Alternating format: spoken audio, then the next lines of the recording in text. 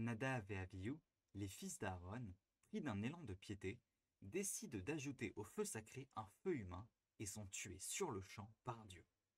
Quel est le sens de cet épisode? Qu'ont-ils fait de si mauvais pour mériter ça?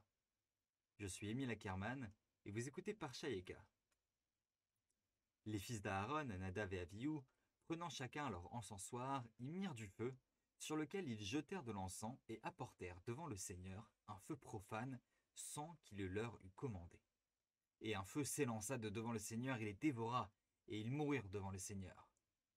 Moïse dit à Aaron, c'est là ce qu'avait déclaré l'Éternel en disant, je vais être sanctifié par ceux qui m'approchent et glorifié à la face de tout le peuple. Et Aaron garda le silence.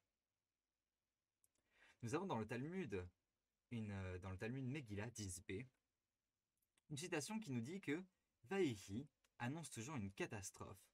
Or, notre paracha commence par Vaïhi et nous dit le Talmud, ça annonce cette catastrophe qui est la mort de Nadav et Abihu, qui sont les fils d'Aaron, c'est-à-dire des prêtres, fils du grand prêtre, de grands notables. C'est une catastrophe. C'est leur mort, c'est leurs actions. On ne nous dit pas qu'ils l'ont mérité et qu'on devrait fêter leur mort, c'est une catastrophe. On nous dit que malheureusement, ils devaient mourir, mais pour autant, personne n'avait le droit de porter le deuil sur eux, et personne n'avait le droit de les pleurer. Aaron reste silencieux, incapable d'exprimer le deuil publiquement. Il ne peut rien faire, il ne peut rien dire. Que signifie la peine de mort dans la Torah? C'est plus qu'une simple punition archaïque.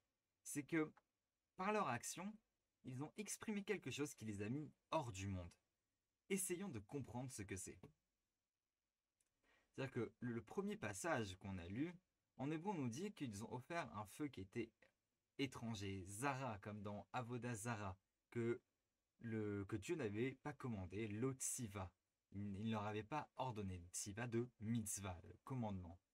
C'est-à-dire que dès le début, on nous dit qu'ils avaient fait quelque chose de mauvais, on nous annonce la couleur. Ce feu était étranger, pas parce qu'il était forcément fait par l'homme, ou parce qu'on ne l'avait jamais fait auparavant. Ce qui était mauvais selon la Torah, c'est qu'il n'avait pas été commandé. Dieu vient de donner des instructions précises.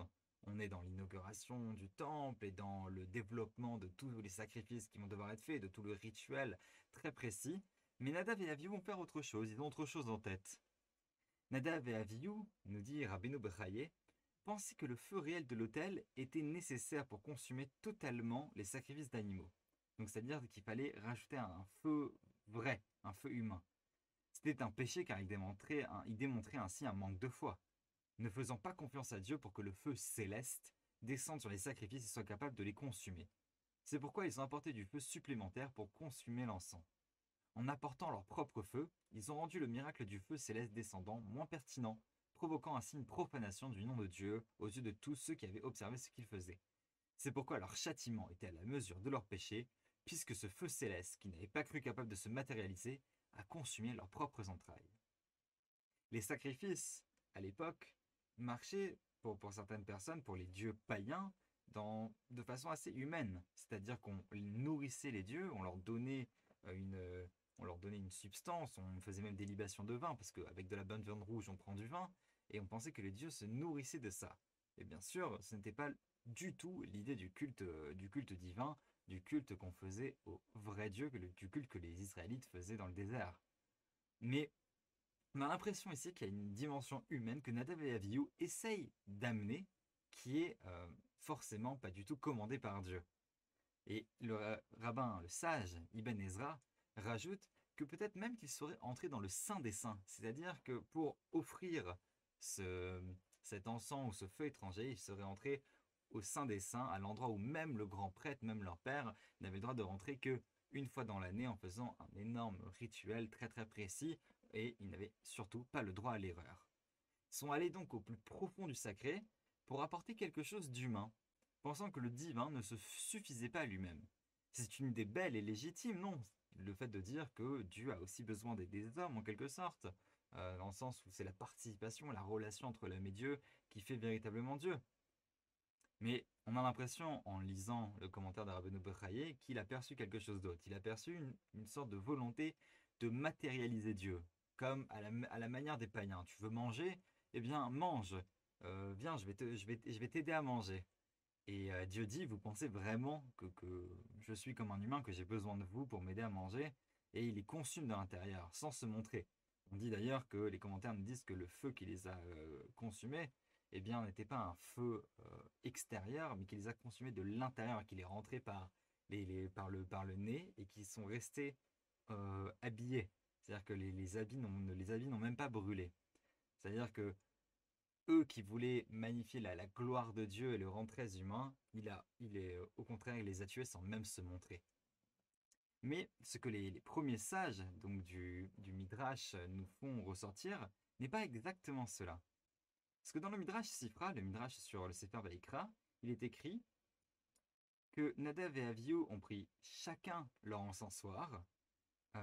Il y a écrit les fils d'Aaron. Les fils d'Aaron, c'est-à-dire que c'est là pour nous dire qu'ils n'ont pas pris conseil auprès d'Aaron. Nadav et Avihu, eux-mêmes, ne sont pas allés demander conseil à Moshe. Chacun son encensoir, chacun lui-même, c'est-à-dire chacun tout seul dans son coin. Ils ne se sont même pas concertés l'un et l'autre.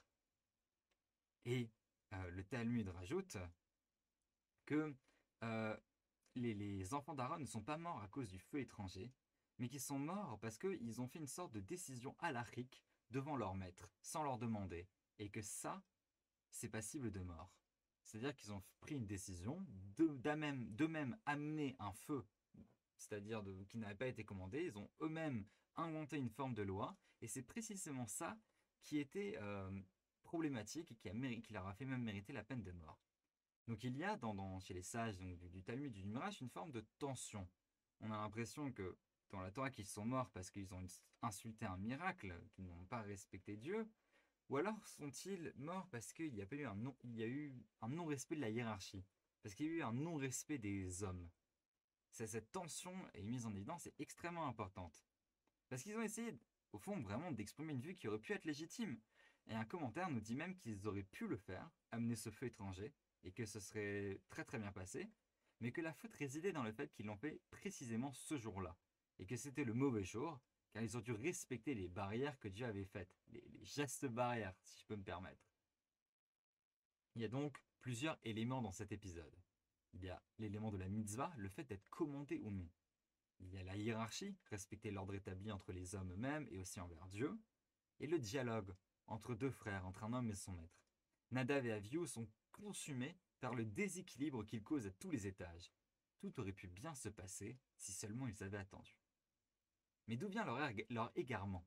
Quelle est la cause de cet égarement?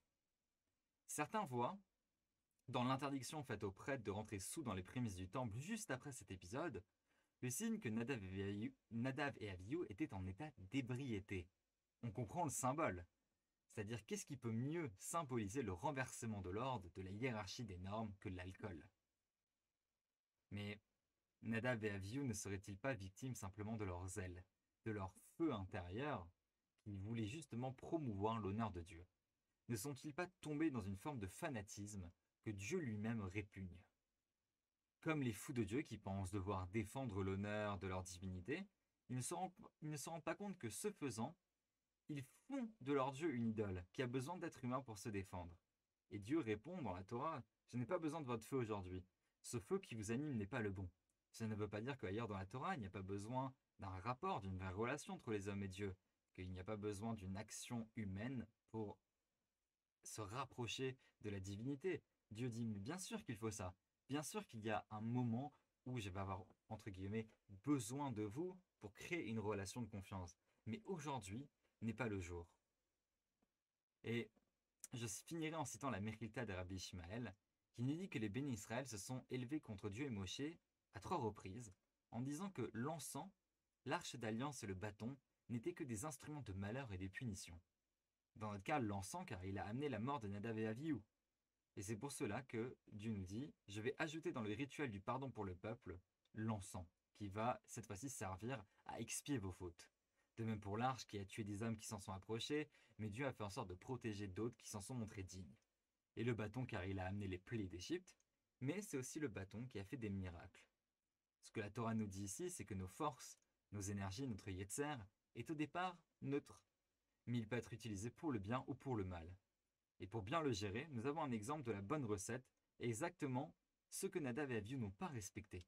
La mitzvah, le fait d'être commandé, ce rapport à Dieu, la hiérarchie divine et la hiérarchie entre un homme et son maître, la halacha, et le dialogue humain, le fait de pouvoir se parler l'un à l'autre. Le combo gagnant en quelque sorte. Shabbat Shalom et Good Shabbos.